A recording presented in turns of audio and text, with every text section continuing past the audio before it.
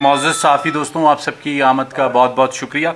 इस वक्त इस प्रेस कॉन्फ्रेंस का मकसद कुछ चीज़ों की फैक्ट्स एंड फिगर्स हैं जो आपके सामने रखना है। आप सबको याद होगा कि 10 तारीख को जाफ़र एक्सप्रेस पर अटैक हुआ और 24 घंटे तकरीबन हम कह सकते हैं उसके क्लियरेंस ऑपरेशन में और ऑपरेशन को कंक्लूड होने में लगे। लेकिन उस ऑपरेशन के बाद क्वेटा में सूरत हाल उस वक्त तब्दील हुई जब उसके अगले ही रोज़ क्वेटा शहर में कुछ कब्रिस्तान में कुछ मैयतों की तदफीन की गई और उस तदफीन के बाद BYC की लीडरशिप वहाँ पहुँची और उन्होंने उस कब्रों को खोलने की कोशिश की और उसके बाद सूरत हाल जिसे कहते हैं वो बदलती गई और नेक्स्ट जो 12 घंटे थे तकरीबन सरियाब रोड पर और मुख्तलिफ जगह पर एहतजाज का सिलसिला जारी रहा। जिस हद तक रियासत, ज़िला इंतज़ामिया या पुलिस रिस्ट्रेंट का मुजाहरा कर सकती थी उस हद तक करती रही और पहला फोकस सिर्फ ये था कि कहीं पर भी रोड ब्लॉकेज ना हो। बाकी पहले दिन से बलूचिस्तान हुकूमत की पोजीशन बहुत वाज़ेह है कि राइट टू प्रोटेस्ट आइनी तौर पे किसी भी सियासी जमात या ग्रोह का हक है, लेकिन उसने कहाँ पर प्रोटेस्ट करना है और कैसे प्रोटेस्ट करना है, राइट टू असेंबल का फैसला डिस्ट्रिक्ट एडमिनिस्ट्रेशन के पास है। गो कि माजी में भी BYC ने कभी से तस्लीम नहीं किया और वो जो पिछला एहतजाज था उसमें भी तस्लीम नहीं किया। सीरीज ऑफ इवेंट्स क्या रहे और उसमें कहाँ कहाँ कानून की खिलाफ वर्जी हुई, ये मीडिया को बताना बहुत ज़रूरी है। इसी के लिए मेरे साथ DIG क्वेटा एतजाज़ गुराया साहब और डिप्टी कमिश्नर क्वेटा साद बिन असद मौजूद हैं, जो आपको इस सारी सूरत हाल में कहाँ कहाँ पर किस किस जगह पे लीगल वायलेशंस हुई जिसके नतीजे में सूबाई हुकूमत को और डिस्ट्रिक्ट एडमिनिस्ट्रेशन को BYC के खिलाफ एक्शन लेना पड़ा। गुराया साहब। Thank you sir. सबसे पहले तो आप सबका शुक्रिया। जैसे शाहजरीन साहब ने बताया, थोड़ा सा क्रोनोलॉजिकली चलते हैं। 11 मार्च को हमें पता चलता है कि जाफ़र एक्सप्रेस पे अटैक हुआ, जिस पे 12 मार्च तक वो चलता रहा, जिस पे SSG और दीगर लॉ इन्फोर्समेंट एजेंसीज़ ने आकर उसको क्लियर किया। उसमें 5 फिदाइन, जिसको BLA ने बाद में ख़ुद भी कबूल किया, वो लोग जो कि रेलवे उसके अंदर रेल के अंदर मौजूद थे और जिन्होंने हॉस्टेजेस लोगों को बनाया हुआ था और सो कॉल्ड वो फिदाई थे, जो कि उस ऑपरेशन में न्यूट्रलाइज हुए, जिसकी तफसील आपको ISPR और बाकी ऑलरेडी दे चुके हैं। उन 5 की dead bodies as per law government of Balochistan decided कि ह्यूमन राइट्स और उन चीज़ों को मद्देनज़र रखते हुए उनकी डेड बॉडीज़ को लाया जाए अस्पताल में और उनकी प्रॉपर आइडेंटिफिकेशन की जाए कि वो क्या है। वो 5 डेड बॉडीज़ सिविल हॉस्पिटल लाई गई। उन 5 डेड बॉडीज़ का जो प्रॉपर SOP थी, DNA करवाया गया और नादरा से उसकी वेरिफिकेशन भी करवाई गई कि ये लोग कौन हैं। अब कानून में या किसी भी चीज़ पर, जगह पर, एक डेड बॉडी को लेने का हक जो है वो उसके वर्सा का है।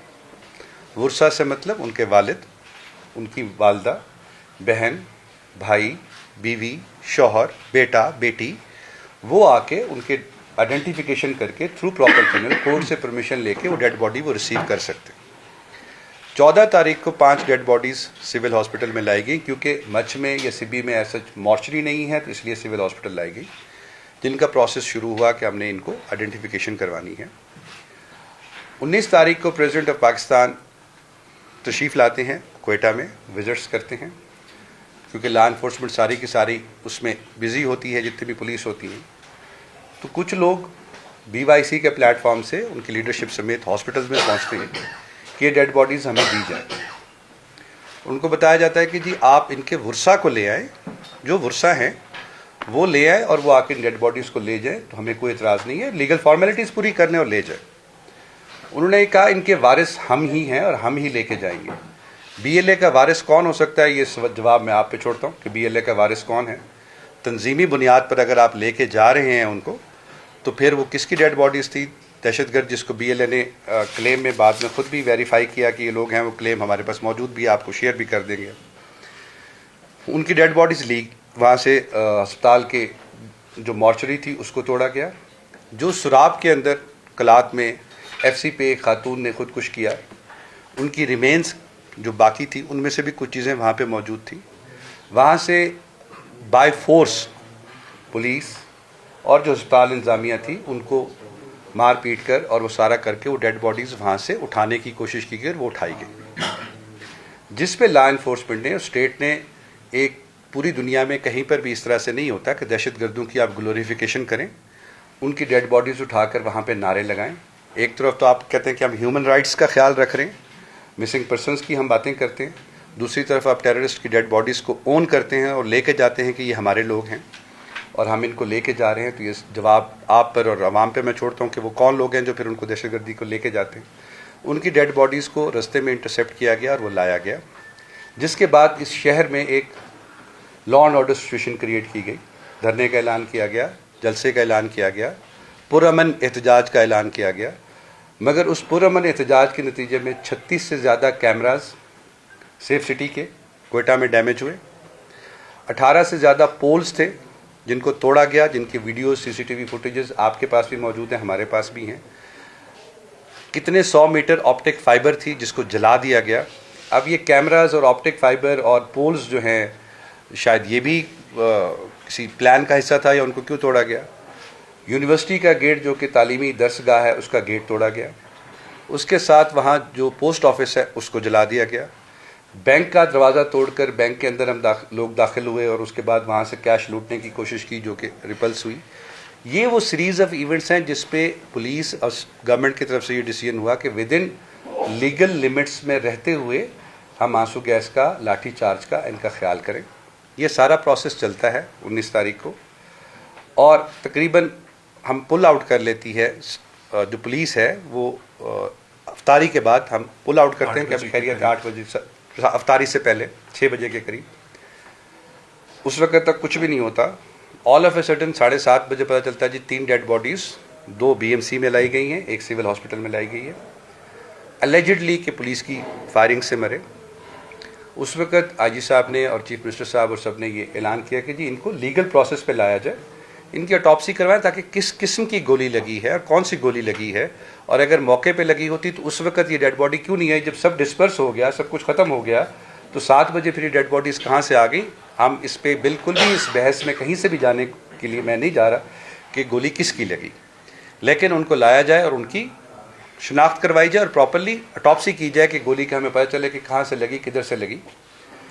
इस दौरान उनके जो वर्सा हैं, एक लड़ी कबीले से एक बच्चा था जो कि उसका कहीं से भी, उसकी फैमिली ने भी बाद में कहा कि हमारा BYC से कोई ताल्लुक़ नहीं है, बच्चा आइसक्रीम बेचता था। वो आए और उन्होंने कहा हम डेड बॉडी अपनी लेके जाएंगे और स्टेट से हम अपना केस खुद टेकअप करेंगे। वर्सा का हक है कि वो जिस तरह से भी चाहे स्टेट के साथ एक चीज़ बात करें, उसको करवाएं। मगर 2 डेड बॉडीज़ को लेकर BYC के प्लेटफॉर्म से फिर एक धरना शुरू हो गया रोड के ऊपर कि जी 2 डेड बॉडीज़ हैं और मिली हैं। And all of a sudden आप सबने देखा कि फिर उसमें एक और ताबूत भी ला कर रख दिया गया कि जी तीसरी डेड बॉडी ये भी है, जिसमें उसका मैं बात को बताता हूँ कि क्या है। इन द मीन टाइम जब पता चला कि एक तो लेडी का था जो लेके चले गए, एक उसमें कलंदरानी सोबतपुर का बच्चा था जिसकी डेथ हुई, होटल पे काम करता था, और एक सुमलानी था वो भी होटल पे काम करता था और उसका भी इससे कोई डेली वेजेस पे वो काम करता था। उसके वाले सब मार्केट कमेटी में काम करते थे। They approached the district administration, DC साहब से और बाकियों से और गवर्नमेंट से कि ये हमारी डेड बॉडीज़ हैं और हमें ये डेड बॉडीज़ वापस की जाए, हम इनको दफनाना चाहते हैं और लेके जाना चाहते हैं। हमने उन फैमिलीज़ को बुलाया कि आप तशरीफ़ लाएँ और ख़ुद लेके चलें, हम आपके साथ चलेंगे।